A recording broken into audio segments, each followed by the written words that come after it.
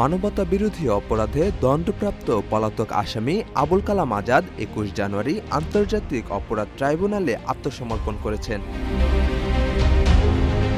গত বছর তিনি নিজের সাজা স্থগিতের জন্য স্বরাষ্ট্র মন্ত্রণালয়ে আবেদন করেছিলেন, যা ফৌজদারি কার্যবিধির ৪০১ ধারার মাধ্যমে করা হয়। এর আগে ২০১৩ সালের ২১ জানুয়ারি আন্তর্জাতিক অপরাধ ট্রাইব্যুনাল ২ এর চেয়ারম্যান বিচারপতি ওবায়দুল হাসান তাকে মৃত্যুদণ্ডের রায় প্রদান করেছিলেন। মুক্তিযুদ্ধের সময়কালকে কেন্দ্র করে আবুল কালাম আজাদের বিরুদ্ধে মোট ৮টি মানবতাবিরোধী অপরাধের অভিযোগ আনা হয়েছিল। তার মধ্যে ৭টিতে তিনি দোষী সাব্যস্ত হন, ৩টিতে মৃত্যুদণ্ড কার্যকর করা হয়, আর ৪টিতে মৃত্যুদণ্ডের কারণে অতিরিক্ত দণ্ডাদেশ দেওয়া হয়নি।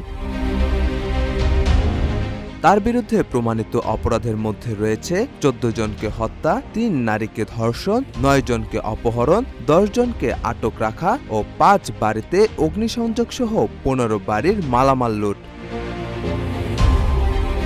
আবুল কালাম আজাদের রায় ঘোষণার মাধ্যমে যুদ্ধাপরাধের প্রথম কোনো মামলায় রায় ঘোষণা করা হয়। তবে পলাতক থাকায় তিনি ট্রাইব্যুনালে উপস্থিত ছিলেন না। গ্রেপ্তারি পরোয়ানা জারির আগেই তিনি ভারত হয়ে পাকিস্তানে চলে যান, এমনটাই জানিয়েছে আইনশৃঙ্খলা বাহিনী।